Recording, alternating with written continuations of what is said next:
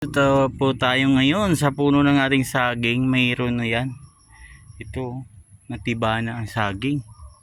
Pero hindi ako nagtiba. Hindi ko alam kung sino nagtiba. Titingnan natin, parang tinago yata dito ang saging. Sisilipin natin. Aray ko! Ang sakit, natusok ako. Yan. Ay, ito.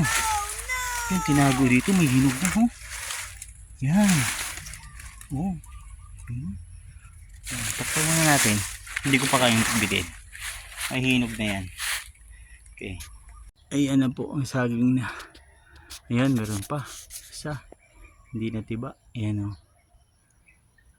Nakatago din. Pero mga 2 weeks pa pwede na yan.